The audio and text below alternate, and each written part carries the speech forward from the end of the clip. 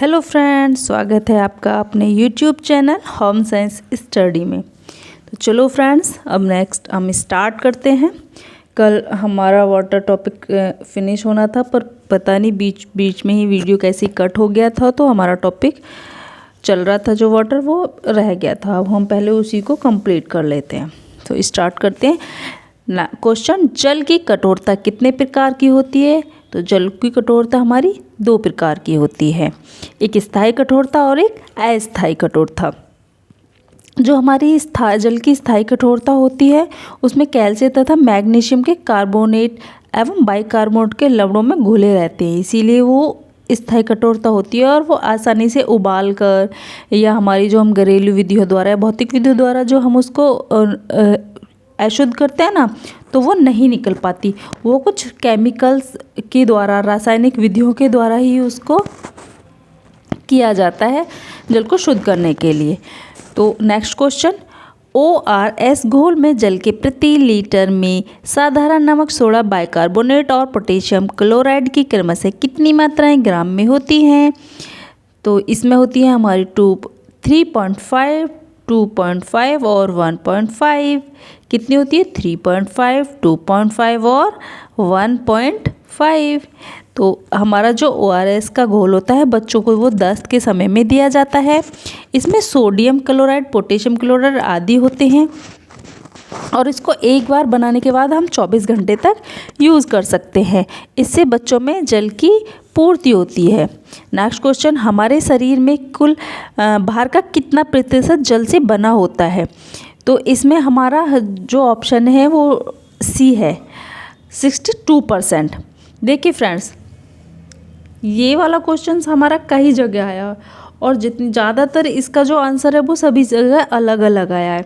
तो डिपेंड ये करता है हमारे ऑप्शंस के अकॉर्डिंग हमको ये आंसर लगाना होगा। क्योंकि जो हमारे शरीर में जल की मात्रा होती है वो 57 या 60 से हमारे 70% तक होती है। हमारा वैसे जो एक्यूरेट माना जाता है वो 70% हमारा शरीर जल से बना है। तो इसमें है क्या, तो हमारे शरीर में अब 57 या 60 से लेकर उसके बीच में जो भी हमारी रहती है परसेंटेज, तो हम उसको उसके ही आसपास वाली को करेंगे। अब जैसे यहाँ पे अब हमारी 57 से 62 होती है, तो 65 दे रखी है यहाँ पे, हालांकि 70 होना चाहिए था, 65 दे रखी है।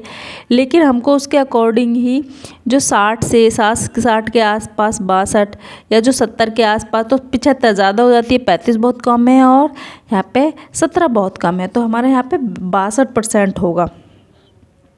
जो हमारे लगभग शरीर का बाहर के जो लगभग होता है वो 2% जल का प्रयुक्त होता है। नेक्स्ट क्वेश्चन, जल एक यौगिक है जो निम्न तत्वों से मिलकर बनता है। तो जल का हाइड्रोजन तथा ऑक्सीजन से मिलकर बनता है। किससे मिलकर बनता है? हाइड्रोजन तथा ऑक्सीजन से मिलकर बनता है जल। इसमें इस वैज्ञानिक ने जो इस पर काम किया था वो वैज्ञानिक विश्लेषण का कार्य सर्वप्रथम इसका इंग्लैंड के कैविडिश नामक वैज्ञानिक ने किया था। जल रूपी यौगिक का गठन दो तत्वों ऑक्सीजन तथा हाइड्रोजन द्वारा होता है। जल का रासायनिक सूत्र आपको पता ही होगा, H2O है।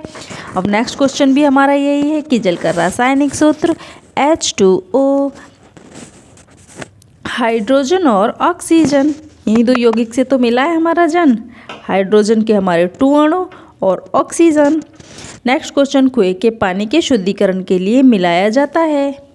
कुएं के पानी के शुद्धिकरण के लिए मिलाया जाता है पोटेशियम पर मैग्नेट। नेक्स्ट क्वेश्चन, जल की कठोरता का कारण है। तो इसमें जल में कैल्शियम तथा मैग्नीशियम के बाइकार्बोनेट तथा क्लोराइड अथवा सल्फेट का पाया जाना है।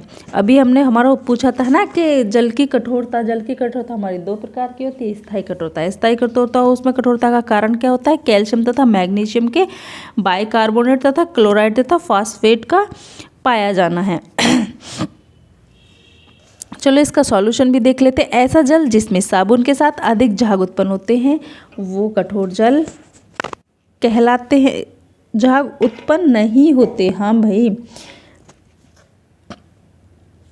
ऐसा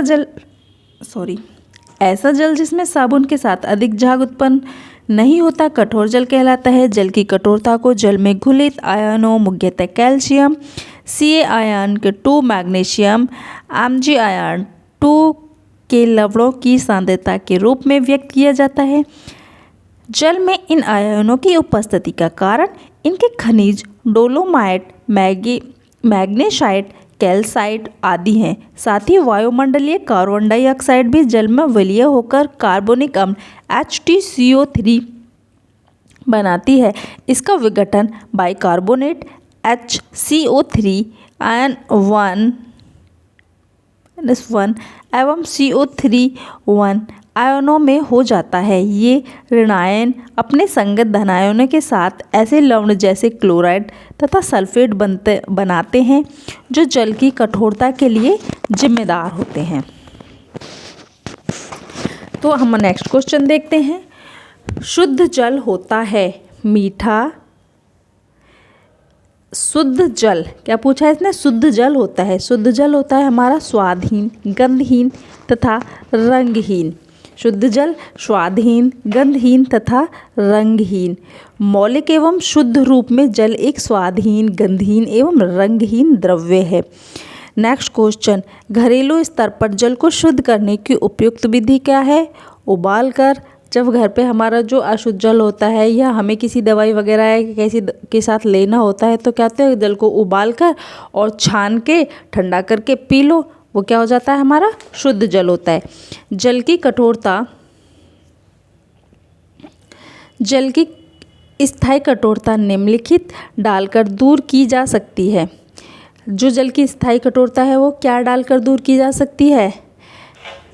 वो डालकर की जा सकती है चूना।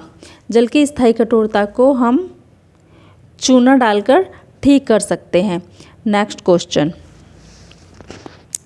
चूना डालकर ठीक कर सकते हैं। 2 प्रकार की कठोरता पाई जाती है, स्थायी कठोरता, अस्थायी कठोरता।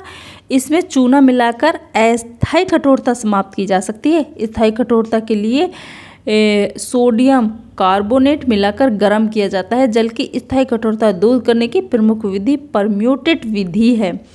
अब समझ रहे हैं, जो जल की यहाँ पे दे रखा है स्थायी कठोरता, पर हम जल की अस्थायी कठोरता को चूना डालकर समाप्त कर सकते हैं।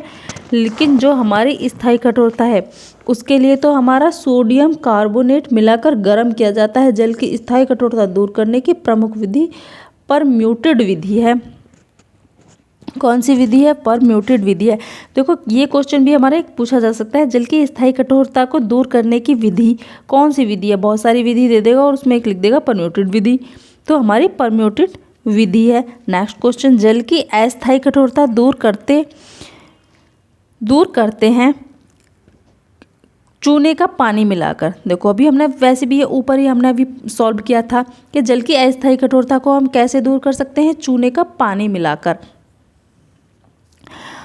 इसको देख लेते हैं। जल को उबालकर अथवा उसमें चूने का पानी मिलाकर अस्थायी कठोरता दूर कर सकते हैं। कठोर जल में चूने की निर्धारित मात्रा मिलाने से कठोर जल में विद्यमान कैल्शियम तथा मैग्नीशियम के बाइकार्बोनेट्स चूने के साथ रासायनिक क्रिया करते हैं तथा परिणाम स्वरूप क्रमशः कैल्शियम कार्बोनेट तथा मैग्नीशियम हाइड्रोक्साइड बन जाते हैं।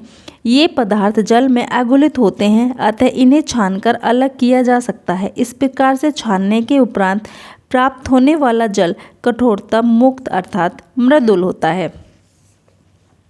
निम्न में से कठोर जल की विशेषता है।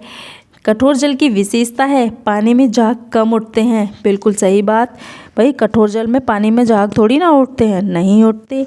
नेक्स्ट क्वेश्चन, घर पर जल शुद्ध करने की उपयुक्त विधि है तो हमारी क्लोरीनीकरण घर पर जल शुद्ध करने की उपयुक्त विधि है। देखो वैसे हमारा जो घर पर जो हमारा जल शुद्ध किया जाता है उबाल कर भी किया जाता है, ब्लीचिंग पाउडर द्वारा भी किया जाता है, लेकिन क्लोरीनीकरण जो हमारी सबसे ज़्यादा उपयुक्त विधि है।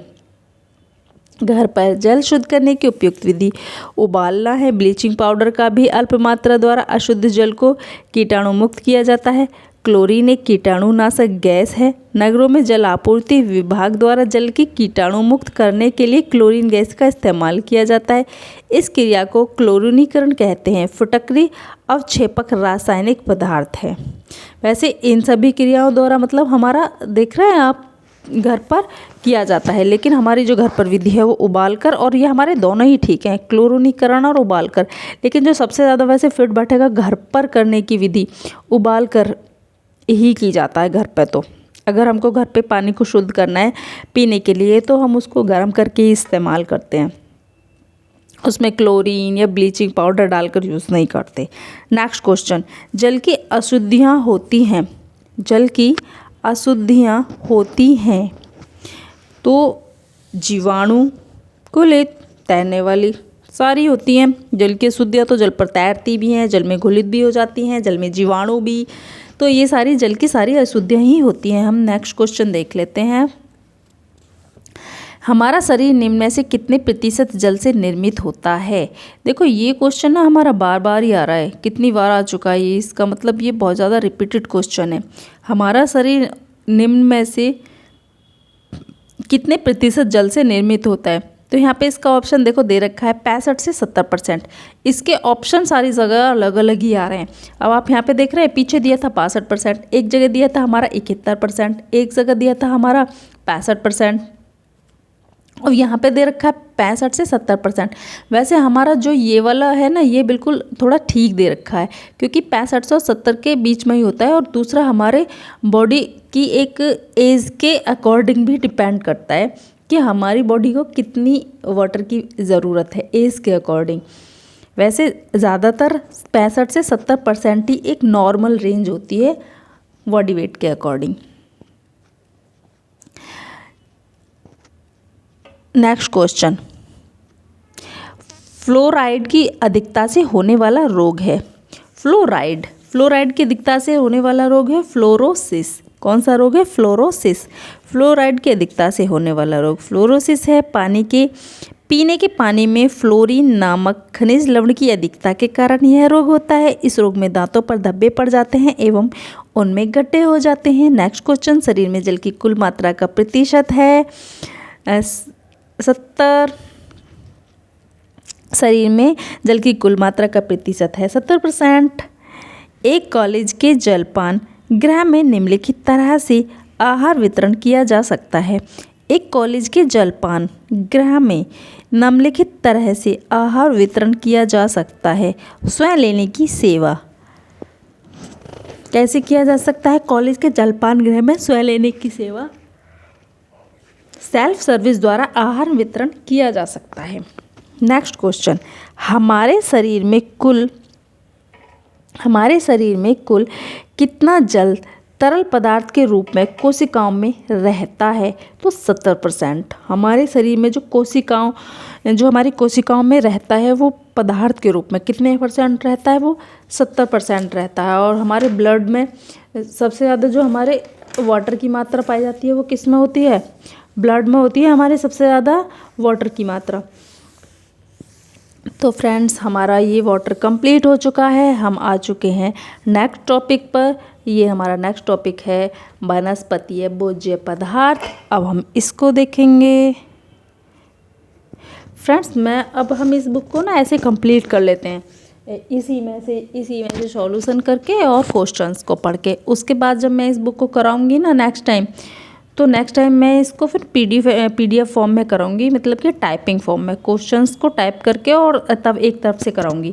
अब मैं सोच रही हूँ ना फ्रेंड, तो हम ऐसे कर लेते हैं। आप मेरे को कमेंट बॉक्स में लिख के बताना कि जितने भी इसमें TGT और PGT के क्वेश्चंस हैं, TGT और PGT, तो मैं उनको PGT के क्वेश्चन और TGT दोनों के, जैसे कि मैं 10 या 20 क्वेश्चंस को डेली करूँ और आपको शॉर्ट्स में दे दूँ, उसके नीचे आंसर मेंशन कर दूँ वीडियो में।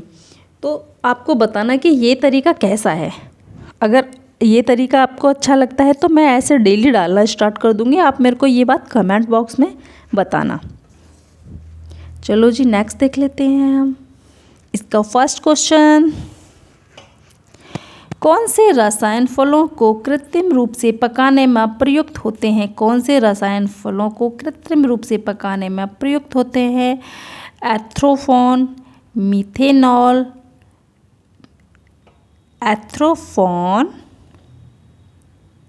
और कैल्शियम कार्बाइड। कौन कौन से होते हैं हमारे? एथ्रोफोन, कैल्शियम कार्बाइड। नेक्स्ट क्वेश्चन, प्याज काटते वक्त हमें इस कारण रोना आता है।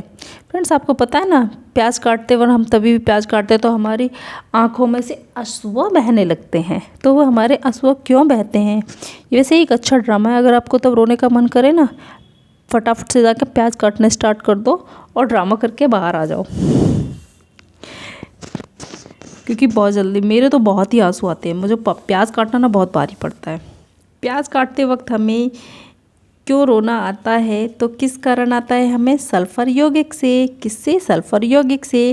अब पता चल गया ना प्याज से क्यों रोना आता है। प्याज काटने में एक एंजाइम सीक्रेट होता है, प्याज से एक एंजाइम निकलता है जो सल्फोऑक्साइड और प्याज एंजाइम निकलता है, जिसी के कारण एल्फेनिक एसिड बनता है। इसके कारण क्या बनता है? एल्फेनिक एसिड बनता है। नेक्स्ट क्वेश्चन, परिरक्षक जो रंगीन फलों के रसों में डाला जाता है, बेंजोइक अम्ल। क्या होता है? बेंजोइक अम्ल। नेक्स्ट क्वेश्चन, चाय के उत्पादन में निम्नलिखित चरणों को सही क्रम में व्यवस्थित कीजिए।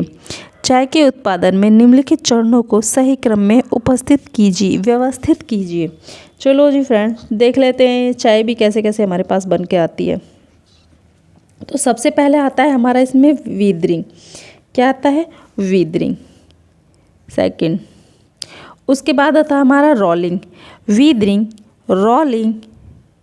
उसके बाद फर्मेंटेशन, फर्मेंटेशन, फायरिंग, फायरिंग और sorting, blending, firing, sorting, blending. उसके बाद पैकेजिंग। उसके बाद पैकिंग हो जाती है। पहले क्या हुआ था हमारा? पहले वेदरिंग हुई थी, उसके बाद हमारी रोलिंग हुई थी। ये हो गई वेदरिंग, हो गई यहाँ पे रोलिंग हो गई, यहाँ पे हमारा फर्मेंटेशन हो गया, फिर हमारा फायरिंग हो गया, शॉर्टिंग, उसके बाद ब्लेंडिंग, पैकेजिंग। सी नेक्स्ट क्वेश्चन, निम्नलिखित खाद्य पदार्थ के ग्लाइसेमिक इंडेक्स प्रतिशत से अधिक है। किससे अधिक है? जो हमारा ग्लाइसेमिक इंडेक्स है वो किस खाद्य पदार्थ के प्रतिशत से अधिक है? तो वो है हमारा चावल। कहाँ है जी? चावल, शकरकंदी एंड केला। चावल, शकरकंदी एंड केला। नेक्स्ट क्वेश्चन, इसका ऑप्शन होगा हमारा सी। सूची 1 को सूची 2 के साथ सुमेलित करें। Alkaloid, carotenoid, coumarin, lycopene, flavonoid. तो एल्केलाइड, हमारा एल्केलाइड किस में होता है? हमारा कैफीन में। एल्केलाइड कैफीन में। कैरोटीनॉइड हमारा गाजर में, कैरोटीनॉइड गाजर। और कुमारीन होता है हमारा हल्दी में, कुमारीन हल्दी में। लाइकोपिन टमाटर। और फ्लेवोनॉइड्स होता है हमारा लहसुन में, फ्लेवोनॉइड्स लहसुन में। नेक्स्ट क्वेश्चन, फल तथा सब्जी अच्छे स्रोत होते हैं, निम्न में से किसके कारण? मतलब फल और सब्जी अच्छे स्रोत हैं, निम्न में से किसके? अच्छा, किसके हैं? ओ, ये पूछा है कि जो हमारे फल सब्जी है ना वो सबसे ज़्यादा अच्छे किसके स्रोत हैं? मतलब खनिज लवण के हैं, प्रोटीन के हैं, वसा के हैं, किसके हैं? तो हमारे जो सबसे अच्छे स्रोत हैं वो हैं खनिज लवण और विटामिन रे से। किस किस के होते हैं फल और सब्जी? हमारे खनिज लवण, विटामिन रे से। नेक्स्ट क्वेश्चन, फ्रेंड्स मैंने जैसे ही जब वीडियो स्टार्ट की थी ना तो हमारा स्टार्टिंग्स में एक क्वेश्चन आया था, हमारा जो एनर्जी वाला चैप्टर था, हाँ एनर्जी वाला, उसमें हमारा एक क्वेश्चन था कि बिस्तर लगाना कैसा काम है। तो उसमें ऑप्शन दे रखा था, क्योंकि मैं भी वीडियो देख रही थी तो मैंने उसमें शायद आपको गलत ही बता दिया है। उसमें जैसे ऑप्शन दे रखा था कि हल्का, भारी, मीडियम कैसा, तो उसमें भारी दे रखा था, पर लेकिन नहीं, ये हमारा एक हल्का काम है। बिस्तर लगाना हैवी काम नहीं है, उसमें हमारी बहुत ज़्यादा ऊर्जा वेस्ट नहीं हो रही है, बहुत ज़्यादा एनर्जी हमको नहीं लगानी पड़ रही है। अब हम सुबह सुबह बिस्तर लगाते हैं, कपड़ों की तह लगाते हैं, तो हमें कितना ज़्यादा, क्या इतना ज़्यादा एनर्जी हमारी जाती है कि वो हमसे उठाए ही नहीं जाते, कि हम इतने ज़्यादा थक जाते हैं। नहीं, वो एक हमारा हल्का काम है। ठीक है फ्रेंड्स, मैं उसको ना उस कमेंट बॉक्स में उसी के नीचे, उस वीडियो के नीचे उसको ठीक कर दूँगी, तो उसके लिए सॉरी कि मैंने भी शायद उसको नहीं देखा और ऐसे ही बोल दिया। तब मैं बाद में उस वीडियो को देख रही थी ना, तो मुझे पता चला कि ये ऑप्शन इसमें गलत दे रखा है। नेक्स्ट क्वेश्चन, खाद्य प्रक्रमण जिसमें अनाज का स्टार्च माड़ चीनी में परिवर्तित होता है। माल्ट करना। खाद्य प्रक्रमण जिसमें अनाज का स्टार्च माड़ चीनी में परिवर्तित होता है। अच्छा, माल्ट करने में। नेक्स्ट क्वेश्चन, काली चाय से हरी चाय बेहतर होती है क्योंकि उसमें अधिक एंटीऑक्सीडेंट पाए जाते हैं। किससे? काली चाय से हरी चाय। हमारी ग्रीन टी होती है ना, वो हमारी ग्रीन टी हमारी ब्लैक टी से बेहतरीन होती है क्योंकि उसमें एंटीऑक्सीडेंट पाए जाते हैं, क्योंकि उसमें तुलसी वगैरह आदि कई चीज़ों का, जो हमारी ग्रीन लीव्स होती है ना, वो उनको सुखाकर तैयार की जाती है। उसमें हमारे कुछ तुलसी वगैरह का भी पार्ट होता है, तो उसमें एंटीऑक्सीडेंट होते हैं, और तुलसी तो आपको पता ही हमारी एंटीऑक्सीडेंट है। नेक्स्ट क्वेश्चन, काली चाय, चलो इसका सॉल्यूशन देखते हैं। काली चाय से बेहतर हरी चाय को माना जाता है क्योंकि हरी चाय में 10 से 40 कहाँ गए हम। काली चाय से बेहतरीन हरी चाय को माना जाता है क्योंकि हरी चाय में 10 से 40 mgs पॉलीफेनाइल्स नामक पदार्थ पाया जाता है जो एंटीऑक्सीडेंट का कार्य करता है। ब्लैक टी और ग्रीन टी दोनों ही कैमिलियन सिनेंसिस नामक के पेड़ों की पत्तियों से बनाई जाती है, लेकिन काली और हरी चाय में मुख्यतः अंतर यह है कि काली चाय फर्मेंटेशन से बनाई जाती है जबकि हरी चाय को इस प्रोसेस से नहीं गुजरना पड़ता। तात्पर्य है कि फर्मेंटेशन के दौरान चाय के कई नेचुरल फायदेमंद तत्व बाहर निकल जाते हैं। WHO के अनुसार फर्मेंटेशन से बने खाद्य पदार्थों में एथिल कार्बोनेट नामक कैंसर कारक पदार्थ बन जाता है, तो इस दृष्टि से भी ग्रीन टी बेहतर मानी जाती है। जो हमारी ग्रीन टी है उसको पीने से हमारे कैंसर का खतरा नहीं होता और हमारी ब्लैक टी से बन जाता है। नेक्स्ट क्वेश्चन, वाणिज्य भोज्य पदार्थों और वनस्पति भोज्य पदार्थों द्वारा प्राप्त होता है खनिज लवण, वसा और प्रोटीन। हमें वाणिज्य भोज्य पदार्थ और वनस्पति भोज्य पदार्थों से ये तीनों ही चीज़ें मिलती हैं। तो उपयुक्त में से सभी निम्न। नेक्स्ट क्वेश्चन, निम्न में से किसमें गाइट्रोजेनिक घटकें नहीं होती? निम्नलिखित में से किसमें गाइट्रोजेनिक घटकें नहीं होती? सलजम में। सलजम में क्या नहीं होता? हमारी गाइट्रोजेनिक घटक नहीं होती। सलजम में गाइट्रोजेनिक घटकें नहीं पाई जाती। गाइट्रोजेनिक घटकें मुख्यतः क्रूसीफेरस कुल की सब्जियां जैसे पत्ता गोभी, फूल गोभी, पालक, ब्रोकली, भिंडी आदि में पाई जाती हैं। गाइट्रोजेनिक ऐसे हानिकारक पदार्थ होते हैं जो थायराइड ग्रंथि में उपस्थित आयोडीन का अवशोषण कर थायराइड हार्मोन की क्रियाविधि को पूरी तरह प्रभावित करते हैं, जिससे घेंगा जैसे रोग उत्पन्न हो जाते हैं। नेक्स्ट क्वेश्चन, टमाटर का लाल रंग होता है किसके कारण? लाइकोपीन के कारण। नेक्स्ट क्वेश्चन, सिरके में होता है हमारा एसिटिक अम्ल।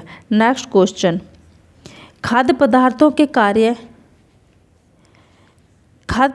कार्य के आधार पर निम्नलिखित को रक्षात्मक खाद्य कहा जा सकता है। हरी पत्तेदार सब्जियां।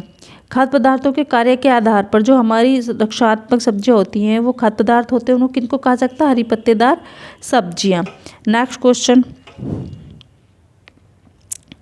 चलो इसको देख लेते हैं। हरी पत्तेदार सब्जियों को रक्षात्मक खाद्य पदार्थ कहा जाता है। ऐसे भोज्य पदार्थ जो शरीर को रोगों से रक्षा करते हैं, विभिन्न रासायनिक क्रियाओं का संचालन, नियंत्रण एवं नियमन करते हैं, रक्षात्मक भोज्य पदार्थ कहलाते हैं। प्रोटीन, विटामिन, खनिज लवण से युक्त आहार शरीर को सुरक्षा प्रदान करते हैं तथा शरीर में रोग प्रतिरोधक क्षमता को विकसित करने के लिए इनका पर्याप्त मात्रा में होना अति आवश्यक है। नेक्स्ट, काली चाय के उत्पादन की क्रिया का एक महत्वपूर्ण कारण है।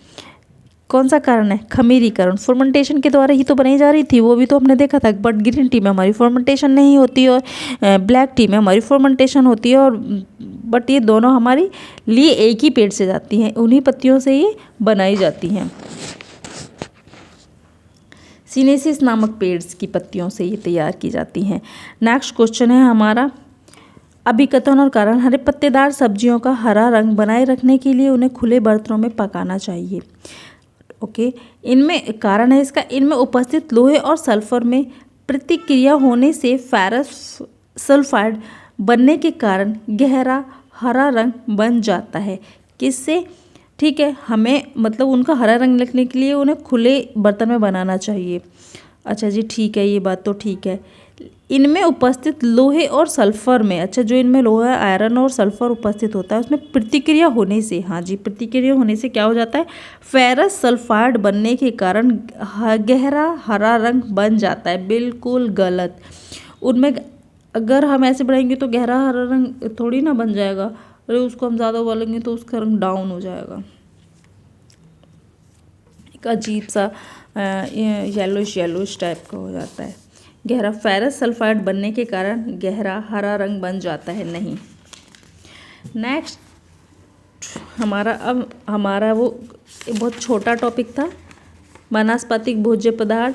तो इसमें बहुत ज़्यादा क्वेश्चंस नहीं आए हैं फ्रेंड्स इसमें, और जितने भी ज़्यादा हमारे क्वेश्चन आए ना इसमें, हमारे DSSB में तो हमारे आए हैं 3 क्वेश्चंस, बट हाँ TGT PGT में मिक्स है, नेट का एक भी नहीं था इसमें, बट ठीक ही है। ये TGT और PGT के लिए इम्पोर्टेंस था थोड़ा सा। अब हमारा नेक्स्ट आ जाता है अनाज। चलो जी अनाज को देख लेते हैं। अंकुरण के समय सक्रिय एक एंजाइम है एमाइलेज। अंकुरण के समय सक्रिय एंजाइम क्या है हमारा, एमाइलेज। अंकुरण के समय स्प्राउटिंग एक्टिवेटेड एक एंजाइम्स एमाइलेज है। अनाज के बीज के अंकुरण के दौरान एलेरोन परत में एमाइलेज एंडोस्पर्म स्टार्च को मेटाबॉलिज्ड करने योग्य शर्करा में हाइड्रोलाइजिन में एक महत्वपूर्ण भूमिका निभाता है, जो जड़ों और शूट अकाजवा और हरा मिशीमुरा 1985 बैग और जीगलर 1989 की वृद्धि के लिए ऊर्जा प्रदान करता है। नेक्स्ट क्वेश्चन, निम्नलिखित में से कौन से खाद्य पदार्थों में ग्लूटेन नहीं होता और सीलिएक रोग से पीड़ित मरीजों को इसका उपयोग करने की छूट दी जाती है। छूट है जो हमारा मतलब कौन से पदार्थ में हमारा ग्लूटेन नहीं होता और जो सीलिएक रोग से पीड़ित व्यक्ति होते हैं वो इसका उपयोग कर सकते हैं। तो ये होता है हमारा गेहूं का आटा, नहीं भाई इसको थोड़ी ना हम देंगे, चावल का आटा, चने का आटा एंड चावल का आटा, चने का आटा, मक्का का आटा।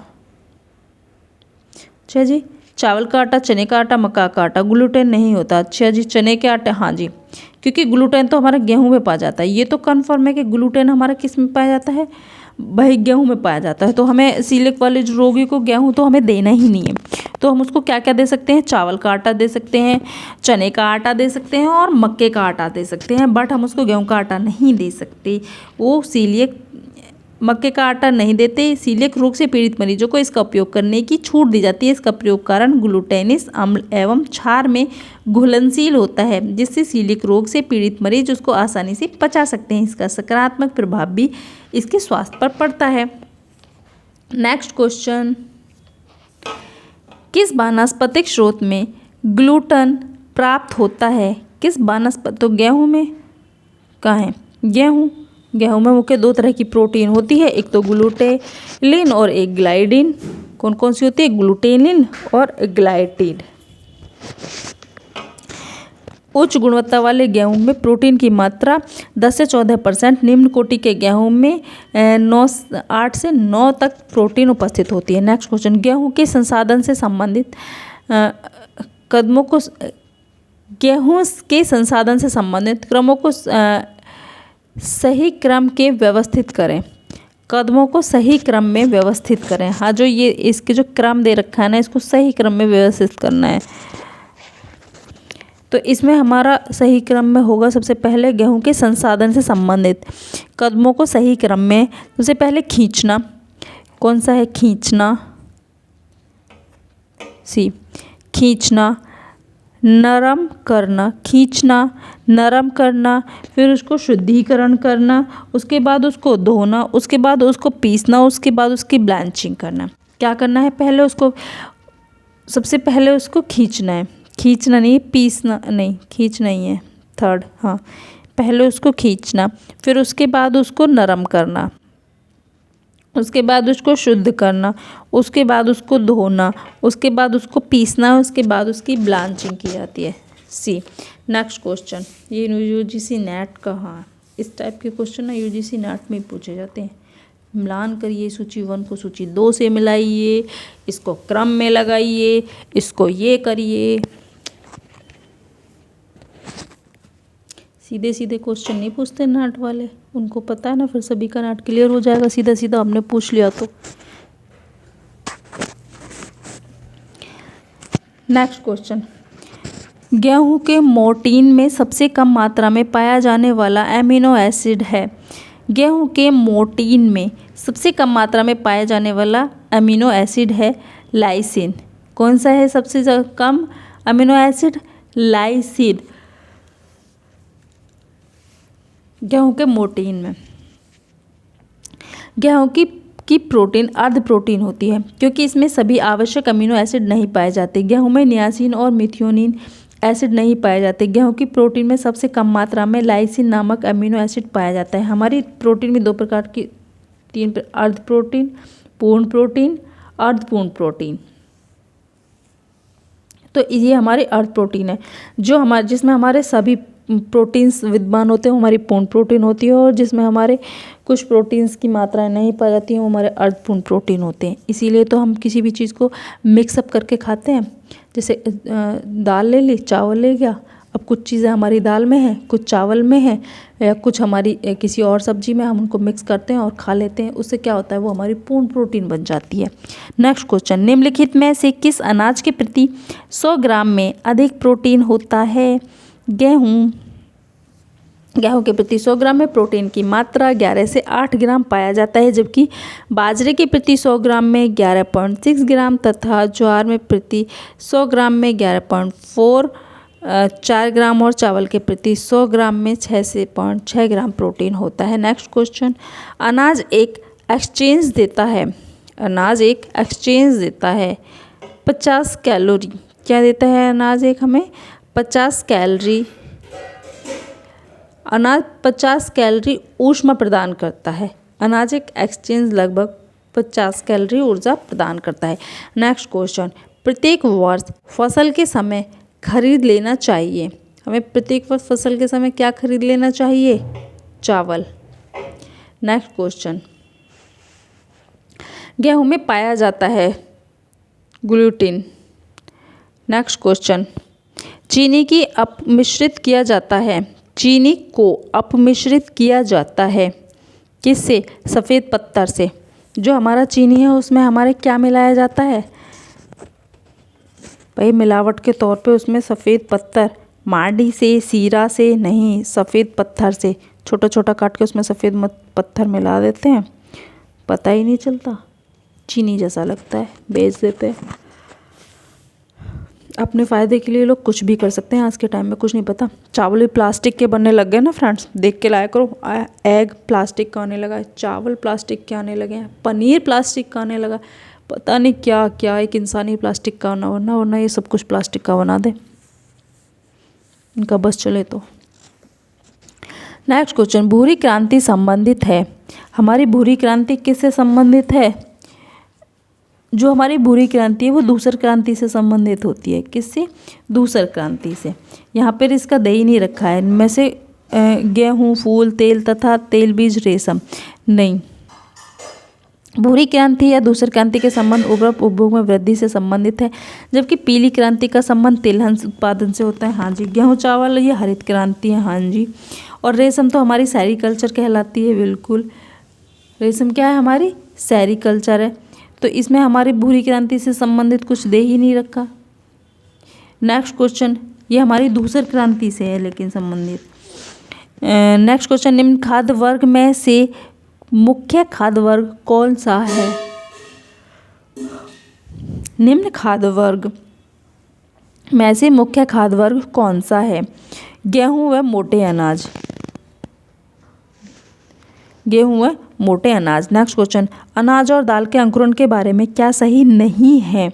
तो इसमें पोषण विरोधक अंश का ज़्यादा होना, पोषण विरोधक अंश का ज़्यादा होना। अनाज और दालों के अंकुरण में से दालों के पौष्टिक तत्व विशेषकर vitamin B1, vitamin B2, niacin तथा विटामिन वृद्धि हो जाती है। अंकुरण से कुछ विशेष विषयात तो तत्वों की मात्रा में काफ़ी कमी हो जाती है। अंकुरण से कार्बोज की कुछ मात्रा शर्करा में परिवर्तित हो जाती है। नेक्स्ट क्वेश्चन है, गेहूं से में सबसे कम मात्रा में पाया जाने वाला एमिनो एसिड है लाइसिन। गेहूं में सबसे ज़्यादा जो कम मात्रा में पाया जाता है वो कौन सा एमिनो एसिड पाया जाता है? हमारा लाइसिन। नेक्स्ट क्वेश्चन, अनाज तथा पिसाई से चमकाने और परिष्करण करने से मुख्यतः जो विटामिन नष्ट होता है वह है, जो हमारा ज़्यादातर जो विटामिन नष्ट होता है ना वो हमारा, अरे भाई निकल जाना, वो हमारा बी होता है। क्या होता है? हमारा विटामिन बी हमारा नष्ट होता है जब हम उस किसी चीज़ को पिसवाते हैं या वो करते हैं। हमारे चावल को भी जब हम धोते हैं तो हमारा सबसे ज़्यादा जो नष्ट होता है वो कौन सा विटामिन होता है? विटामिन बी सबसे ज़्यादा हमारा नष्ट होता है। नेक्स्ट क्वेश्चन, अनाज जिस अमीनो अम्ल में अपूर्ण होते हैं वह है लाइसिन। अनाज जिस अमीनो अम्ल में अपूर्ण होते हैं, पूर्ण प्रोटीन, अपूर्ण प्रोटीन, अर्धपूर्ण प्रोटीन नहीं होती है ना हमारी ये प्रोटीन, तो हमारा अपूर्ण प्रोटीन में क्या आता है? लाइसिन। नेक्स्ट टॉपिक आता है हमारा दालें। हमारा अनाज भी खत्म हो गया, अब आती है हमारी दालें। तो चलो दालों को पढ़ लेते हैं। दालों में प्रोटीन की मात्रा होती है कितनी? 20 से 25%। दालों में प्रोटीन की मात्रा कितनी होती है? 20 से 25%। जितने भी हमारे ये होते हैं ना, जो हमारे वनस्पति जितनी भी हमारे प्रोटीन वगैरह होते हैं, इनकी जो हमारी बायोलॉजिकल वैल्यू होती है ना वो बहुत कम होती है, क्योंकि उनमें वेस्ट बहुत ज़्यादा क्रिएट होता है। जो हमारे शरीर से है ना वो वेस्ट बहुत ज़्यादा निकलता है। और जितने भी हमारे ये होते हैं ना जंतु जगत से प्राप्त, तो जितने भी हमारे जंतु जगत वाले होते हैं उनमें हमारा वेस्ट बहुत कम निकलता है, इसीलिए वो हमारे ज़्यादा उनमें जो प्रोटीन वगैरह हैं ये बहुत ज़्यादा मात्रा में होते हैं। उनको एक अच्छा स्रोत माना जाता है हमारी इन प्रोटीन वगैरह के लिए, बॉडी के लिए, क्योंकि उनमें बायोलॉजिकल वैल्यू उनकी सबसे ज़्यादा अच्छी होती है, बहुत अच्छी होती है। दालों में प्रोटीन की मात्रा 20 से 25%। नेक्स्ट क्वेश्चन, दाल में प्रचुर मात्रा में होता है प्रोटीन। नेक्स्ट क्वेश्चन, दालें अच्छा साधन है। दालें किसका अच्छा साधन है? प्रोटीन का। चलो इसका एक का हम वो सॉल्यूशन देख लेते हैं। प्रोटीन का हमारे आहार में प्रमुख स्थान है। शरीर की वृद्धि एवं विकास के लिए प्रोटीन नितांत जरूर है। शरीर में विभिन्न क्रियाकलापों के दौरान विभिन्न कोशिकाओं एवं जंतुओं की निरंतर टूट फूट होती रहती है जिसकी मरम्मत प्रोटीन ही करता है। रक्त, मांसपेशियां, यकृत, अस्थि के तंतु, त्वचा बल आदि के निर्माण के लिए प्रोटीन आवश्यक है। दालें, फलियां आदि से हमें अच्छे प्रोटीन की प्राप्ति होती है।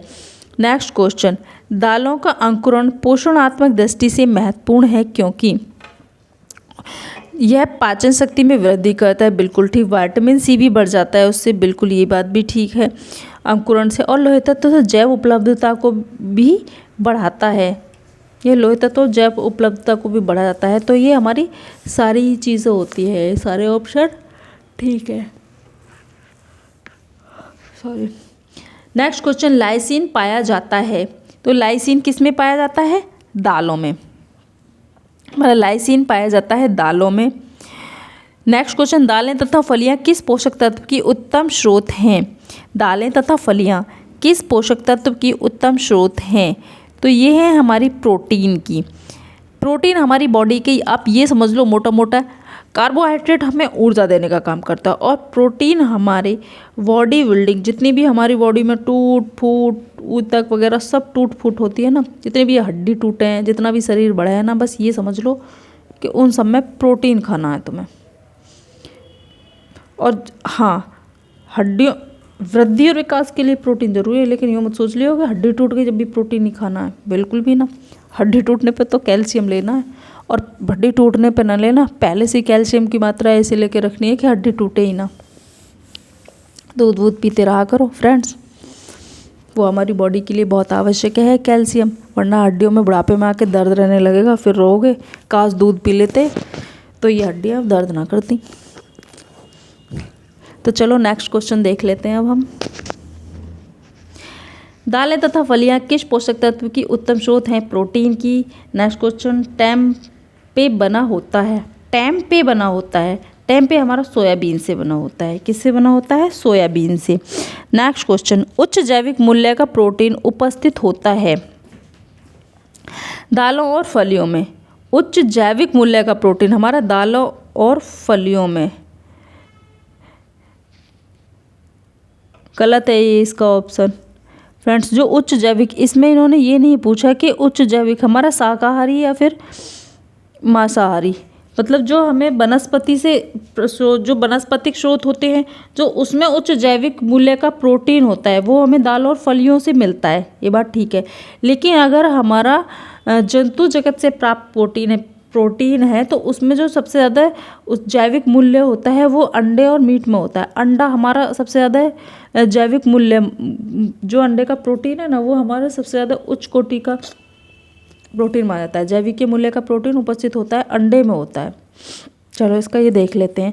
शाकाहारी के लिए दालें एवं फलियां प्रोटीन का उत्तम साधन है। विश्व के सभी देशों में दालों का उत्पादन खूब होता है। भारत में भी दलहन का उत्पादन होता है। अनाजों की भांति दालें एवं फलियां भी वनस्पति स्रोतों से प्राप्त होते हैं, परंतु दालें द्विदलीय बीज होते हैं। दालों में 18 से 25% तक प्रोटीन उपस्थित रहता है। सोयाबीन में प्रोटीन सर्वाधिक 43% होता है। तो इसे गरीबों का मांस भी कहा जाता है। देखा, इसे गरीबों का मांस कहा जाता है क्योंकि मांस में उच्च क्वालिटी का प्रोटीन होता है। कौन सा? उसकी जैविकीय मूल्य किसकी ज़्यादा होती है?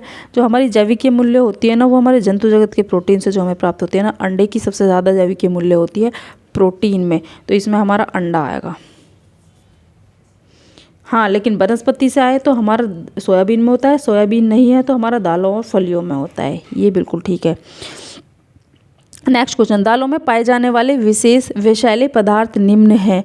दालों में पाए जाने वाले विषैले पदार्थ हैं हमारे ट्रिप्सिन इनहिबिटर, ट्रिप्सिन इनहिबिटर और लेथेराइजेंस और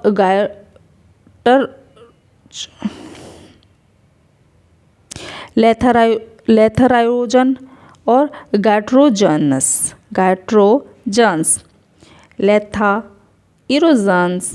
गैट्रोजन्स। तो इसका ऑप्शन हमारा होगा ए, ट्रिप्सिन इनहिबिटर, लेथराइजेशन और गैट्रोजन। नेक्स्ट क्वेश्चन, दालों में पाया जाने वाला रोधक है। तो दालों में पाया जाने वाला रोधक है ट्रिप्सिन। कौन सा है? ट्रिप्सिन। दालों में पाया जाने वाला रोधक ट्रिप्सिन है। दालों में कुछ विषैले पदार्थ पाए जाते हैं जिसके कारण दाल की पाचनशीलता एवं जैविक मूल्य प्रभावित होते हैं। दालों में उपस्थित विषैले तत्वों को ताप के द्वारा हटाया जा सकता है। ट्रिप्सिन तत्व एवं हीमोग्लूटेनिन विष ताप के प्रभाव से नष्ट हो जाते हैं। भिगोने, पकाने, अंकुरित करने तथा खमीरीकृत करने की प्रक्रिया में दालों में उपस्थित सभी प्रकार के विषैले तत्व या तो निष्क्रिय हो जाते हैं अथवा नष्ट हो जाते हैं।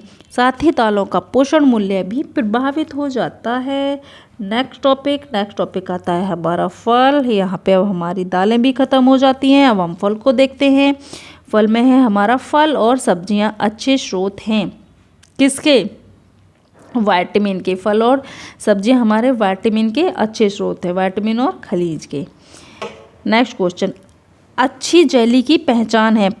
अच्छी जेली की पहचान क्या है हमारी? कैसी होनी चाहिए हमारी जो एक अच्छी जेली है? पारदर्शी होना जेली की अच्छी पहचान है। नेक्स्ट क्वेश्चन, ताजे फल और सब्जियां आहार में सम्मिलित किए जाते हैं सुरक्षात्मक आहार के रूप में। किसके रूप में? सुरक्षात्मक आहार के रूप में। ताजे फल और सब्जियां हमारे सुरक्षात्मक फलों के रूप में सम्मिलित किए जाते हैं। इसके सेवन से हृदय, मोटापा, कैंसर, रक्तचाप, आंखें आदि संबंधित रोगों से बचा जा सकता है। और फल तथा सब्जियां सब्जियों में एंटीऑक्सीडेंट की मात्रा अधिक होती है जिससे शरीर की क्या होती है? प्रतिरोधक क्षमता बढ़ जाती है। नेक्स्ट क्वेश्चन हमारा, निम्नलिखित टेस्ट से पैक्टिन की मात्रा को मापते हैं। निम्नलिखित टेस्ट से पैक्टिन की मात्रा को मापते हैं? तो देखते हैं किससे हमारी पैक्टिन की मात्रा को मापते हैं। एक तो हमारा होता है boiling point test, boiling point test. Next है हमारा sheet test, boiling point test. और एक है हमारा जेटमीटर टेस्ट। कौन सा है? Jelmeter test, boiling point test और jelmeter test. Next question, pectin पाया जाता है अमरूद में। पैक्टिन किस में पाया जाता है? पैक्टिन हमारा अमरूद में पाया जाता है। ये पैक्टिन की जो मात्रा है ना, वैसे हमारे जो सिट्रस फूड होते हैं ना, जो खट्टे फल होते हैं, खट्टे फलों में इसकी मात्रा पाई जाती है। पैक्टिन सामान्यतः नींबू प्रजातीय फलों, अमरूद, सेब, गुसबेरी, क्वींस आदि में पाया जाने वाला एक पीली सैकेराइड स्टार्च है जो इन फलों की कोशिका विभित्तियों में पाया जाता है। इसे लगभग 220 डिग्री फ़ारेनहाइट पर पकाकर एवं इसमें आम्ल तथा शुगर की मात्रा मिलाकर जेल बनाई जाती है, जिसका प्रयोग जेली और जैम बनाने के लिए एजेंट के रूप में किया जाता है। हाँ, जो हमारा पैक्टिन का प्रयोग है ना, वो हमारे जेल और जेली के लिए किया जाता है। नेक्स्ट क्वेश्चन, रसाकृषण का सिद्धांत संरक्षित करने के लिए उपयुक्त किया जाता है। सिद्धांत संरक्षित करने के लिए उपयुक्त किया जाता है। क्या संरक्षित करने के लिए? हमारा जो रसाकृषण का सिद्धांत है वो क्या उपयुक्त करने के लिए प्रयोग किया जाता है, संरक्षित किया जाता है? जैम, जेली, अचार सभी के लिए किया जाता है। जैम, जेली, अचार फलों के रसों या उनमें पाए जाने वाले पैक्टिन आदि पदार्थों की सहायता से बनाए जाते हैं। इन्हें परिरक्षित रखने के लिए रसाकृषण के सिद्धांत का प्रयोग किया जाता है। इसके अंतर्गत इन पदार्थों को सुखाना, स्प्रे ड्राइंग, फ्रीज ड्राइंग, प्रतिसन, निर्वाचित पैकेजिंग, डिब्बाबंदी, नमक मिलाना, धुआं देना आदि को सम्मिलित किया जाता है। नेक्स्ट क्वेश्चन, चीनी का जेली में कार्य है। चीनी का जेली में कार्य है बैक्टीरिया को निष्क्रिय करना। चीनी में जेली का क्या कार्य होता है? बैक्टीरिया को निष्क्रिय करना। हमारा फ्रेंड्स फल, ये टॉपिक भी यहाँ पे समाप्त हो जाता है। हमारा नेक्स्ट टॉपिक आता है सूखे मेवे। क्या आता है हमारे यहाँ पे? सूखे मेवे। तो इसमें हमारा सबसे फर्स्ट क्वेश्चन है, अल्फा टॉक्सिन पाए जाते हैं। मूंगफली में अल्फा टॉक्सिन पाए जाते हैं। हमारे अल्फा टॉक्सिन किस में पाए जाते हैं? मूंगफली में। सर, सूखे मेवे से हमारे यहाँ पे एक ही क्वेश्चन पूछा गया, वो भी एल्टीग्रेड में, और वो भी अल्फा टॉक्सिन पाए जाते हैं सूखे मेवे में। फ्रेंड, जो हमारा एल्टीग्रेड का एग्ज़ाम होता है ना, क्योंकि उसके जो क्वेश्चन आते हैं ना, वो यूपी टीजीटी एंड पीजीटी इन दोनों के लेवल से थोड़े से अप आते हैं, थोड़े से हार्ड होते हैं।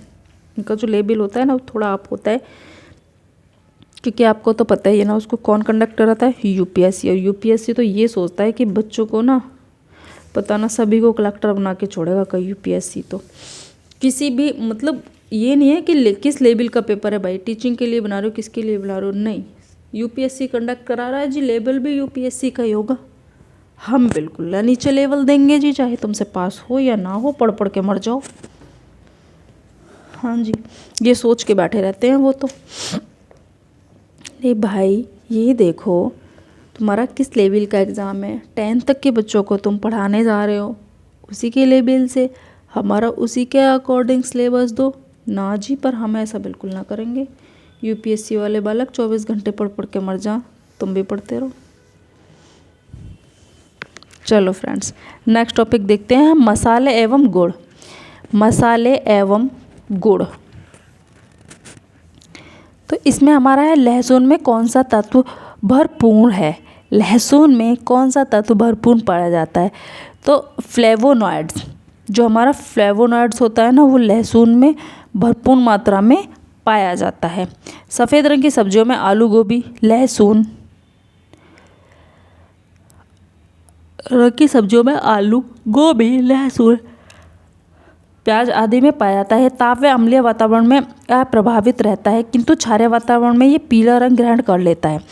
वैसे हमारा फ्लेवोनॉइड्स हमारा लहसुन में भी पाया जाता है और प्याज में भी पाया जाता है। और इनके सेवन से, क्योंकि हमारे एंटीऑक्सीडेंट होते हैं, और इनके सेवन से हमें कैंसर का खतरा कम रहता है।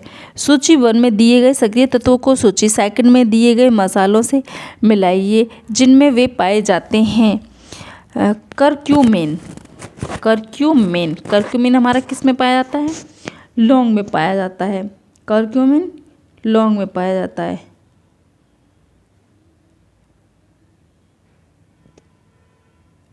लौंग में पाया जाता है करक्यूमिन, मैं ही गलत पढ़ रही हूँ। करक्यूमिन हल्दी में होगा भाई, हल्दी। ए ऑप्शन का है हमारा ये डी। अच्छा बस डी में फर्स्ट से पता चल जा रहा है। करक्यूमिन हल्दी। अच्छा यूजीनियल हमारा इसमें पाया जाता है लौंग में। यूजीनियल हमारा लौंग में पाया जाता है। Sorry friend.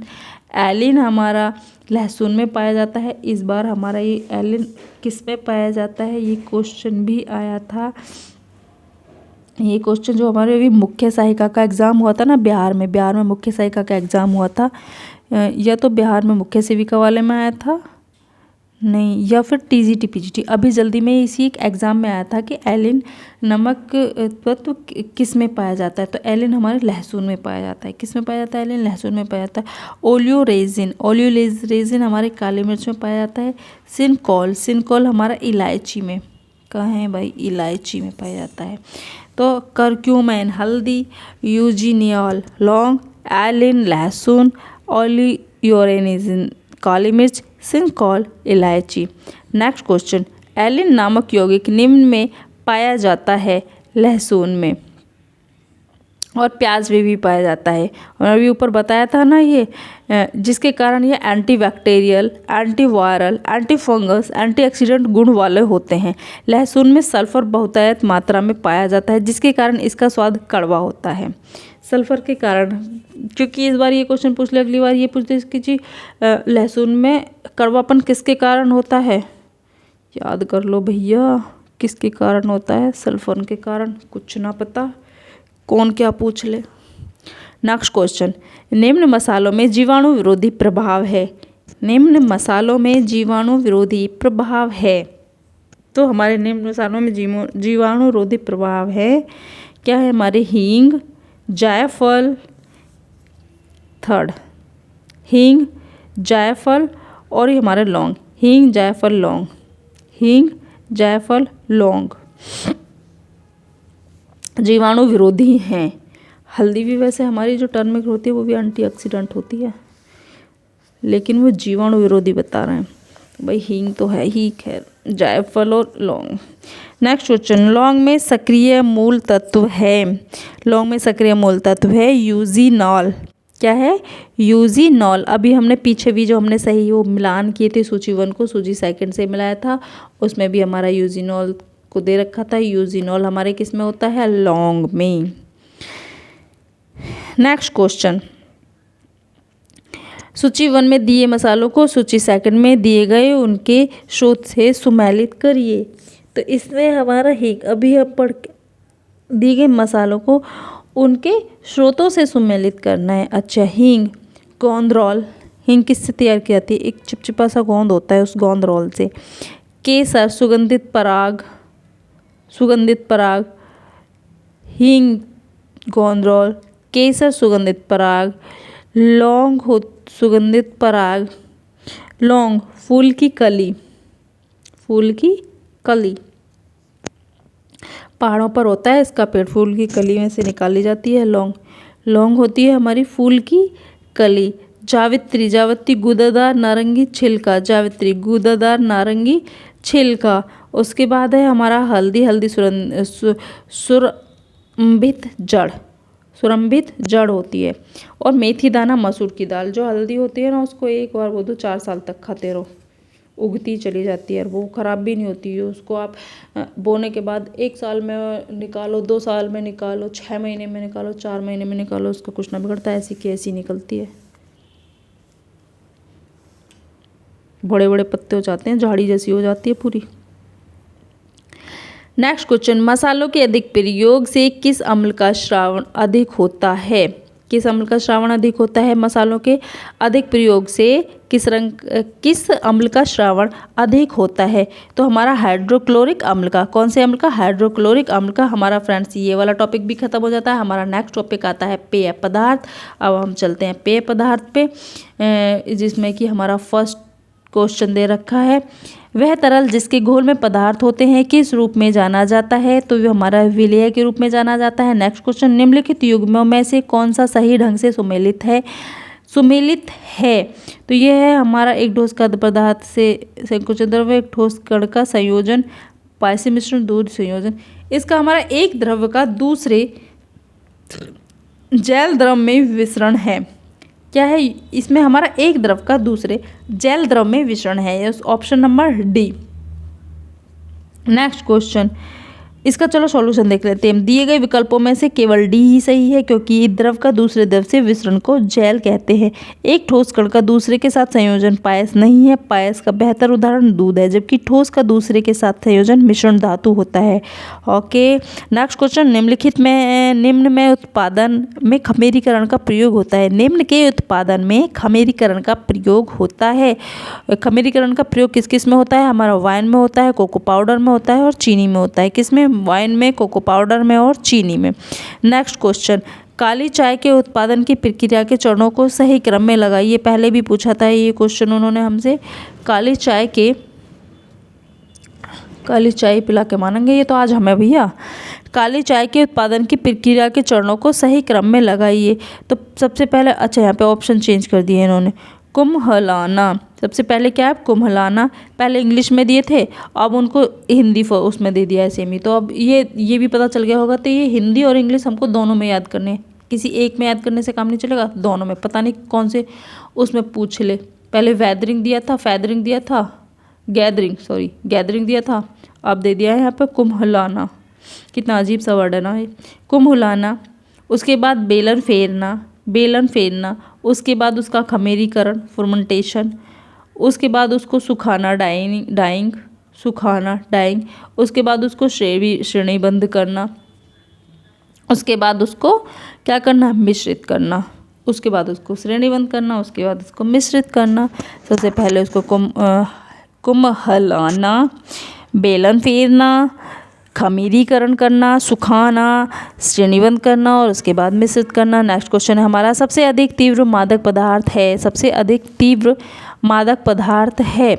ए, अफीम। नेक्स्ट क्वेश्चन, तंबाकू के अधिक सेवन से होता है? हृदय की धड़कन बढ़ जाती है, रक्तचाप बढ़ जाता है, मुख में कैंसर हो सकता है, उपयुक्त सभी। तो उपयुक्त सभी, क्योंकि ये सारी बीमारियां हमारी किससे हो सकती हैं? तंबाकू से। नेक्स्ट क्वेश्चन, चाय में पाया जाता है? तो हमारे चाय में क्या क्या पाया जाता है? थियोफाइलिन, कैफीन, टैनिक एसिड, सब कुछ पाया जाता है चाय में। हमारे तीनों तत्व चाय में पाए जाते हैं। कैफीन भी पाया जाता है, थीन और टैनिन नमक तत्व भी चाय में पाए जाते हैं, कैफीन भी चाय में पाया जाता है, जो एसिड बनाने और किडनी को कमज़ोर बनाते हैं। बियर में सुरासर अल्कोहल की कितनी मात्रा पाई जाती है? 3%। बियर में सुरासार अल्कोहल की मात्रा 3% पाई जाती है। अल्कोहल को सामान्य भाषा में शराब या मंदिरा कहते हैं। यह कई प्रकार की होती है, जैसे विस्की, रम, जिन, ब्रांडी, वोदका, बियर तथा तांडी। अनाजों व फलों में जो स्टार्च व शर्करा होती है वो किण्वन द्वारा अल्कोहल में परिवर्तित हो जाती है। नेक्स्ट क्वेश्चन,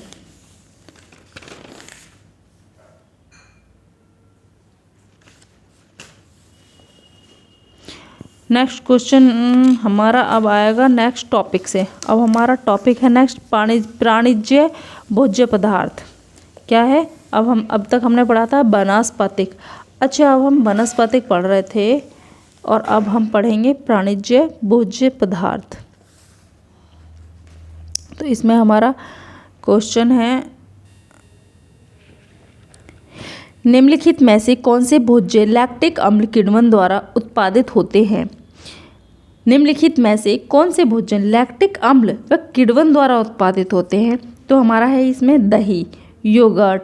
निम्नलिखित में से दही, योगर्ट लैक्टिक अम्ल किण्वन द्वारा फर्मेंटेशन द्वारा उत्पादित होते हैं। कुछ प्रमुख खाद्य पदार्थ जो लैक्टिक एसिड बैक्टीरिया पर निर्भर करते हैं, इनमें सांक्रोट, दही और खट्टी रोटी शामिल है। प्रत्येक मामले में बैक्टीरिया संकरा को लैक्टिक एसिड ऐसे इसमें किण्वन करते हैं। लैक्टिक एसिड बैक्टीरिया स्वाद प्रदान करता है और एसिड साइकराट में खराब होने से बचाता है। नेक्स्ट क्वेश्चन, नेक्स्ट है हमारा, जिस दूध में ऐच्छिक स्वाद के विकास के लिए सूक्ष्म जीवों को मिलाया जाता है वह होता है किसमें? जिस दूध में ऐच्छिक स्वाद के विकास के लिए सूक्ष्म जीवों को मिलाया जाता है वह होता है हमारा सांद्र। क्या होता है वो? हमारा सांद्र होता है। जिस चीज़ में ऐच्छिक स्वाद के लिए हमारे सांद्र को मिलाया जाता है दूध में। कच्चे फलों में कठोर गंध आती है क्योंकि उनमें होता है ट्रिप्सिन निरोधक। क्या होता है उनमें? ट्रिप्सिन निरोधक। ट्रिप्सिन निरोधक की वजह से कच्चे फलों में एक अजीब सी गंध आती है, उसी के कारण एक गंध आती है। नेक्स्ट क्वेश्चन, दूध में मौजूद प्रमुख प्रोटीन कौन सा होता है? दूध में मौजूद प्रोटीन कौन सा होता है? हमारा केसीन। दूध का जो हमारा सबसे मेन प्रोटीन होता है वो केसीन होता है। दूध में मौजूद प्रोटीन केसीन होता है। केसीन एक प्रकार की फास्फोप्रोटीन है। इसका प्रोटीन उत्तम कोटि का होता है क्योंकि इसमें सभी आवश्यक अमीनो अम्ल उपलब्ध रहता है, परंतु सल्फर युक्त अमीनो अम्ल का अभाव रहता है। केसीन में कैल्शियम उपस्थित रहता है। केसीन के अमीनो अम्ल में ग्लूटामिक अम्ल सर्वाधिक मात्रा में विद्यमान रहता है। इसके अतिरिक्त ल्यूसीन, लाइसीन, वेलिन आदि अमीनो अम्ल भी प्रचुर मात्रा में रहते हैं। नेक्स्ट क्वेश्चन है हमारा, दूध के उस अपमिश्रक का नाम क्या है जो इसमें आयोडीन घोल मिलाकर निर्धारित किया जाता है? क्या मिलाकर निर्धारित किया जाता है? आयोडीन घोल मिलाकर निर्धारित किया जाता है, वो है हमारा स्टार्च। क्या है? स्टार्च। दूध के उस अपमार्जक का नाम स्टार्च है जो कि इसमें आयोडीन घोल मिलाकर निर्धारित किया जाता है। स्टार्च विभिन्न अनाजों जैसे गेहूं, चावल, चना, जौ तथा दालों में पाया जाता है। कुछ सब्जियों जैसे आलू, अरबी, शकरकंद में बहुत स्टार्च होता है। इन पदार्थों को पकाने से ये इस योग्य हो जाते हैं कि शरीर में इनका उपयोग हो सके। स्टार्च का पाचन मुंह में लार से प्रारंभ होता है, इसीलिए स्टार्च युक्त भुज्जे को खूब चबाया कर निगलना चाहिए। आमाशय में भी स्टार्च का कुछ पाचन तो होता है, पर वहाँ इसके लिए बहुत कम समय मिलता है। नेक्स्ट क्वेश्चन, गाय के दूध की तुलना में माँ का दूध, जो हमारा गाय का दूध होता है उसकी तुलना में माँ का दूध, ये ज़्यादा इधर हो गया, माँ का दूध कैल्शियम से भरपूर किंतु प्रोटीन में कम होता है। क्या होता है? माँ का दूध कैल्शियम से भरपूर होता है परंतु प्रोटीन में कम होता है। गाय के दूध की तुलना में माँ के दूध में कैल्शियम भरपूर किंतु प्रोटीन कम मात्रा में होती है। माता के दूध में गाय के दूध की अपेक्षा 3 गुना प्रोटीन कम होती है। साथ ही इस प्रोटीन जो दही बनता है वह अत्यंत छोटे कणों वाला, नरम, मुलायम एवं सुपाच्य होता है। नेक्स्ट क्वेश्चन, आमतौर पर सामान्य वायुमंडलीय स्थितियों में मांस, मछली और दूध उत्पादों का भंडारण कितना रखा जा सकता है? 1 से 2 दिन तक। इनके भंडारण को हम कितने टाइम तक रख सकते हैं? ज़्यादा से ज़्यादा 1 से 2 दिन तक। वैसे भी आपने देखा भी होगा, थैली वाला हमारा दूध आता है या फिर जो भी हम मार्केट से, जो हमारा घर पे होता है उसको भी हम इतने ही लंबे टाइम तक रख सकते हैं, और जो हमारे मार्केट से आते हो उसमें भी जो आप कभी डेट देखना तो उसमें भी 1 या 2 दिन की डेट दी हुई होती है, उसके बाद वो एक्सपायर हो जाता है, ठीक, ख़राब हो जाता है। नेक्स्ट क्वेश्चन, मानव दूध में बाइफाइटस कारक क्या करता है? मानव दूध में बाइफाइटस कारक क्या करता है? तो हमारा जो बाइफाइटस कारक है ना, वो हमारा ई कोली और लैक्टोबैसिली दोनों के विकास को रोकता है। ई कोली और लैक्टोबैसिली दोनों के विकास को रोकता है। नेक्स्ट क्वेश्चन है हमारा, बैक्टीरिया जो दूध को दही में परिवर्तित करता है कौन सा होता है? लैक्टोबैसिलस। जो ऐसा कौन सा बैक्टीरिया है जो हमारे दूध को दही में परिवर्तित करता है? लैक्टोबैसिलस। दही जमाने की अवधि में लैक्टोबैसिलस जीवाणु कई गुना बढ़ जाते हैं तथा ये लैक्टोज शर्करा को लैक्टिक अम्ल में बदल देते हैं। दही खाने में बहुत ही स्वादिष्ट, सुपाच्य एवं मज़ेदार होती है। इसकी गुणवत्ता दूध का तापमान, जमाने की अवधि एवं मौसम पर निर्भर करता है। गर्मी के मौसम में दही जल्दी जम जाती है। दही का पोषण मूल्य दूध की तरह ही होता है। इसमें विटामिन बी समूह की बढ़ोतरी हो जाती है। पैप्टिक अल्सर, अतिसार एवं अपचय के रोगियों के लिए दही आवश्यक है। नेक्स्ट क्वेश्चन, दूध का पाश्चरीकृत किस तापमान पर किया जाता है? किसका दूध का पाश्चरीकृत किस तापमान पर किया जाता है? 145 डिग्री फ़ारेनहाइट पर। कितने पर? 145 डिग्री फ़ारेनहाइट पर किया जाता है। नेक्स्ट क्वेश्चन, पाश्चरीकृत दूध की क्षमता की जांच की जाती है। हमारा पाश्चरीकृत दूध होता है उसकी क्षमता की जांच कि वो किस क्वालिटी का है, किससे की जाती है हमारी? ये की जाती है फास्फेटेज टेस्ट प्रयुक्त करके, फास्फेटेज टेस्ट प्रयुक्त करके। नेक्स्ट क्वेश्चन, डैश प्रकार के दूध में केवल 0.1% वसा होती है। स्किम दूध क्या है ये? स्किम्ड मिल्क, जो वसा रहित दूध होता है। हमारे स्किम्ड मिल्क कौन सा होता है? जो वसा रहित दूध होता है, जिसमें कि हमारी वसा की मात्रा नहीं होती है, बहुत ही कम मात्रा में होती है। वो हमारे 0.5 से 1% वसा होती है ऐसे दूध में हमारा। तो उसमें केवल जो प्रतिशत वसा होता है स्किम्ड मिल्क में। नेक्स्ट क्वेश्चन, जीवाणु जो दही में पाए जाते हैं। जीवाणु जो दही में पाए जाते हैं, दही में हमारे कौन से जीवाणु पाए जाते हैं? लैक्टोबैसिलस, क्योंकि हमारा जो दही, दूध से दही बन रहा था वो किसके कारण बना था? लैक्टोबैसिलस के कारण ही तो बनना था। तो ऐसे जीवाणु जो दही में पाए जाते हैं, लैक्टोबैसिलस। नेक्स्ट क्वेश्चन है हमारा, दूध का एक एक्सचेंज खाद्य विनियर डैश प्रोटीन उपलब्ध कराता है। 4 ग्राम। दूध का एक एक्सचेंज खाद्य विनियर कितने ग्राम प्रोटीन उपलब्ध कराता है? 4 ग्राम। नेक्स्ट, दूध में मिलावट की जाती है। दूध में जो मिलावट की जाती है वो स्टार्च मार्ट की जाती है। नेक्स्ट क्वेश्चन, दूध पाश्चरीकरण का HT तरीका करा जाता है। HT तरीका करा जाता है दूध का, तो 70 डिग्री सेल्सियस पर 15 सेकंड के लिए। दूध पाश्चरीकरण का जो हमारा ये तरीका किया जाता है HT किस में किया जाता है? 72 डिग्री सेल्सियस पर, वो भी 15 सेकंड के लिए। नेक्स्ट क्वेश्चन, अभिकथन, संघनित दूध में भरपूर मिलावट प्रतिक्रिया के कारण होता है। कारण यह रिड्यूसिंग शर्करा व वसा के बीच होने वाली प्रतिक्रिया से होता है। तो इसका होगा ये हमारा संघनित दूध से भरपूर मैलाड प्रतिक्रिया के कारण होता है। ठीक है, यह रिड्यूसिंग शर्करा व वसा के बीच होने वाली प्रतिक्रिया से होना है, गलत है। इसका होगा हमारा ए सही है लेकिन आर गलत है। नेक्स्ट क्वेश्चन, दूध के पाउडर के उत्पादन में अनाज आने वाली प्रक्रियाओं को सही क्रम में लगाइए। दूध के पाउडर के उत्पादन में आने वाली प्रक्रिया को सही क्रम में लगाइए। जो हमारी दूध के पाउडर फॉर्म में जो आती है उन प्रक्रियाओं को सही क्रम में लगाना है। वो हमारी होती है कैलोरीफिकेशन,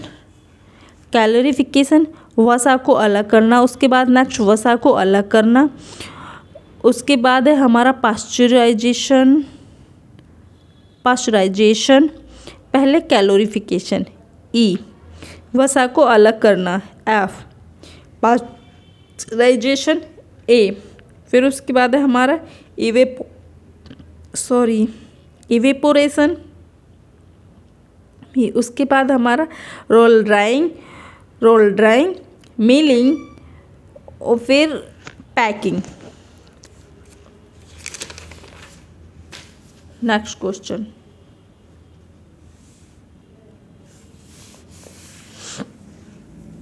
चीज़ बनाने की प्रक्रिया को सही क्रम में लगाएं। चीज़ बनाने की प्रक्रिया को सही क्रम में लगाएं। तो इसका सही क्रम है सबसे पहले पाश्चरीकरण, उसके बाद दही जमाना, उसके बाद शैडर, उसके बाद पीसना और नमक लगाना, उसके बाद सांचे में ढालना, फिर परिपक्वन। क्या है? पाश्चरीकरण, दही जमाना, शैडर, पीसना और नमक लगाना, सांचे में डालना और उसके बाद परिपक्वन। नेक्स्ट क्वेश्चन, दूध का आइसो इलेक्ट्रिक पॉइंट जिस पर अधिकतम स्कंद होता है। दूध का आइसो इलेक्ट्रिक पॉइंट जिस पर अधिकतम स्कंद होता है 4.6। दूध का आइसो आइसो इलेक्ट्रिक पॉइंट 4.6 है, जिस पर अधिकतम स्कंद होता है। दूध एक जटिल रासायनिक पदार्थ है, कॉम्प्लेक्स केमिकल कंपाउंड है, जिसमें वसा पायस के रूप में केसिन, कैल्शियम कैसिनेट के रूप में, शर्करा लैक्टोज के रूप में, फास्फोड प्रोटीन एवं अन्य शर्करा लैक्टोज के रूप में, फास्फोप्रोटीन एवं अन्य पौष्टिक तत्व घुले रहते हैं। दूध में लाइसिन एवं थ्रियोनिन की प्रचुरता रहती है। नेक्स्ट क्वेश्चन, डैश को गरीब आदमी का दूध कहा जाता है। किसको गरीब आदमी का दूध कहा जाता है? रागी को। रागी को गरीब आदमी का दूध कहा जाता है। नेक्स्ट क्वेश्चन, दूध का खमीरी उत्पाद है। दूध का खमीरी उत्पाद है पनीर। क्या है दूध का खमीरी उत्पाद? पनीर। नेक्स्ट क्वेश्चन, जब दूध में यह डाला जाता है तो कैल्शियम में समृद्ध पनीर प्राप्त होता है। जब दूध में यह डाला जाता है तो कैल्शियम में समृद्ध पनीर प्राप्त होता है। Citric acid. पनीर बनाने के लिए दूध को उबालकर उसमें थोड़ा ठंडा करके नींबू या सिट्रिक एसिड अम्ल से फाड़ा जाता है, ठीक है, जिससे दूध को प्रोटीन केसिन अलग हो जाता है। इसमें क्या हो जाता है? इसमें केसिन प्रोटीन अलग हो जाती है। इसमें इसका ठोस पार्ट है वो अलग हो जाता है, और जो इसका वे पार्ट है वो अलग हो जाता है। वे पार्ट कौन सा होता है इसका? जो कि उसका लिक्विड पार्ट होता है, अलग हो जाता है। इस केसिन को किसी सफ़ेद मलमल के कपड़े में छानकर अलग कर लिया जाता है। पनीर बनने हेतु वज़न डालकर दबाया जाता है, जिससे केसिन थक्के के रूप में जम जाती है। जब केसिन को केवल कपड़े से छानकर उसमें उपस्थित पानी को अलग किया जाता है, तब बचा भाग ठोस पदार्थ छेना कहलाता है। दूध फाड़ने हेतु नींबू, साइट्रिक अम्ल, रेनिन एंजाइम या दही का उपयोग किया जाता है।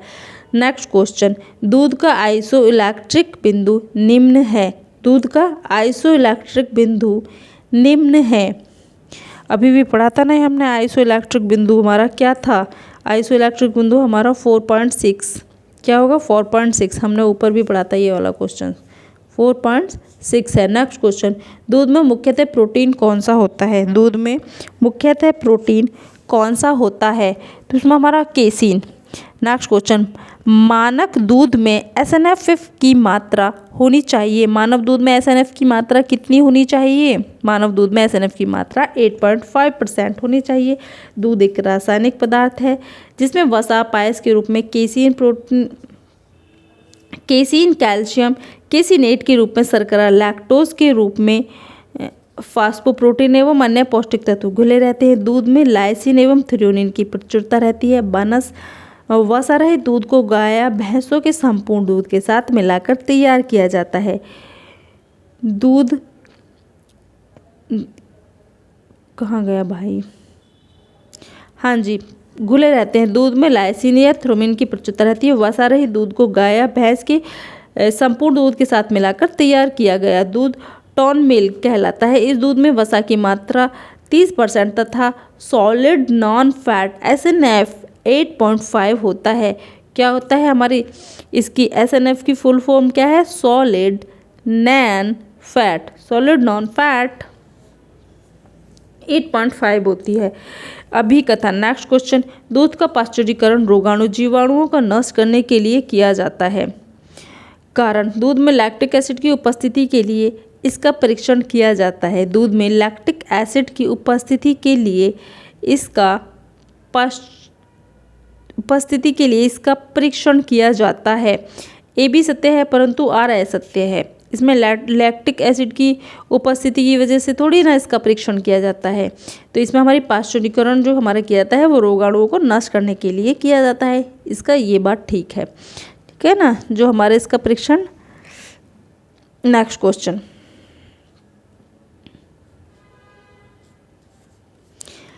दूध में पनीर बनाने की क्रिया में किस pH पर केसिन अवक्षेप प्रिसिपिटेट होती है?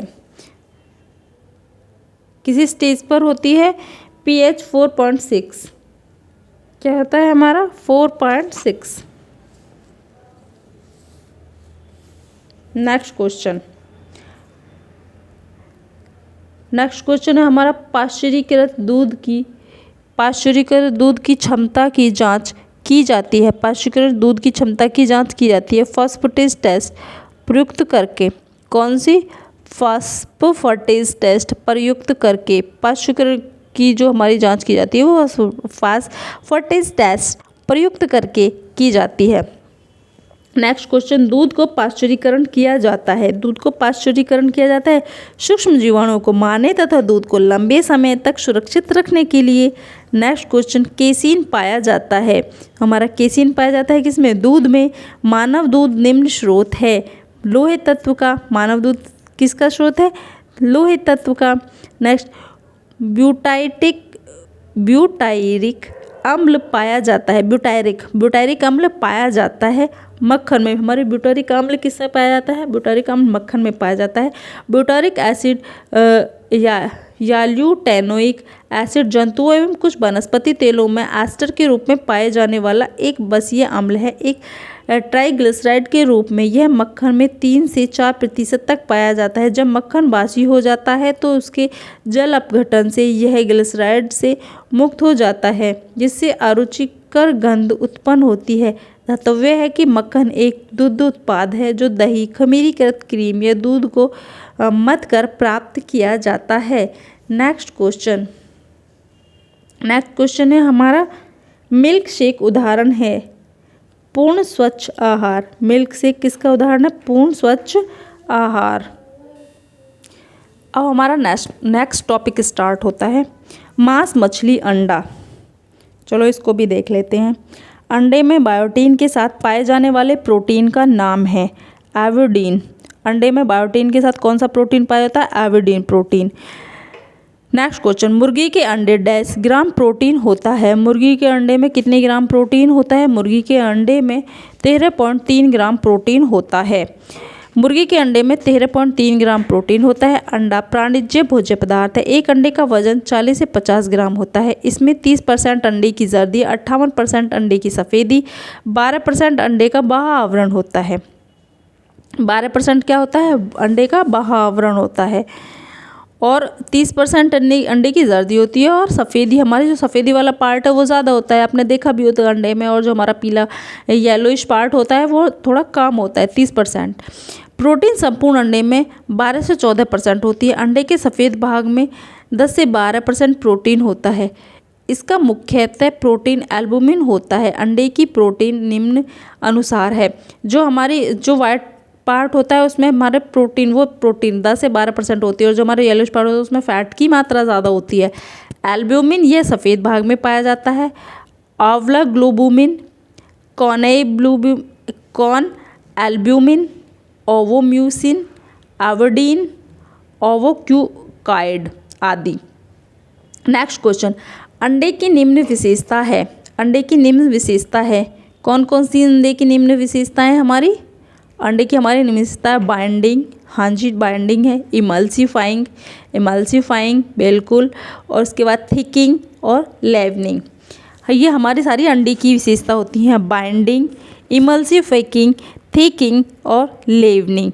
देखो हमारा अंडा बाइंडिंग जोड़ने का भी काम करता है, इमल्सीफिकेशन में भी होता है। थिकिंग, कोई भी चीज़ आप जब वो करते हो ना ऐसे, फैटते हो। और लेवनिंग एजेंट के रूप में भी अंडे का प्रयोग किया जाता है। हमारा लेवनिंग एजेंट।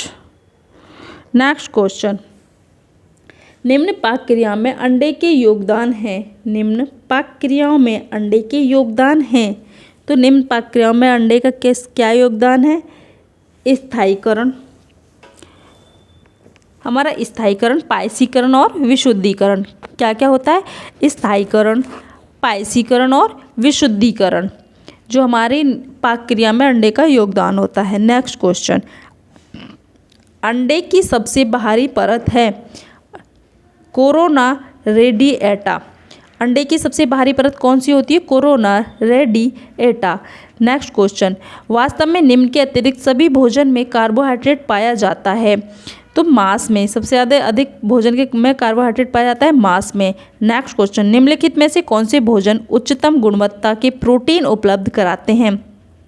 कौन से भोजन उच्चतम गुणवत्ता के प्रोटीन उपलब्ध कराते हैं? अंडा हमारे सबसे उच्चतम गुणवत्ता का प्रोटीन उपलब्ध कराता है। नेक्स्ट क्वेश्चन, अंडे के छिलके की संरक्षण आवरण निम्नलिखित है।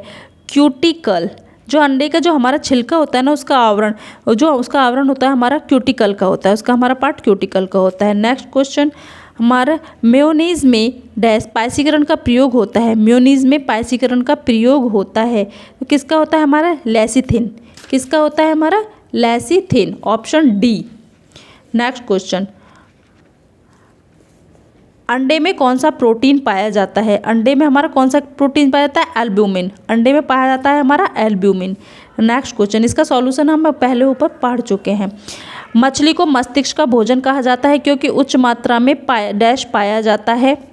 ए, तांबा, कॉपर एंड मैग्नीशियम। क्या पाया जाता है, तांबा, कॉपर और मैग्नीशियम, क्योंकि उसको किसका भोजन कहा जाता है, मस्तिष्क का। नेक्स्ट क्वेश्चन, अंडे में सभी पोषक तत्व होते हैं, इसे छोड़कर किसे सी कार्बो। नेक्स्ट क्वेश्चन, निम्नलिखित भोज्य पदार्थों में से किसके कोलेस्ट्रॉल है। तो अंडे में निम्नलिखित भोज्य पदार्थों में किस में कोलेस्ट्रॉल है। अंडे में कोलेस्ट्रॉल लीवर से उत्पन्न होने वाला एक मोम जैसा पदार्थ होता है। क्या किससे उत्पन्न होता है, हमारा लीवर से। और कोलेस्ट्रॉल जो हमारा होता है वो एक चिपचिपा मोम जैसा पदार्थ होता है फ्रेंड्स।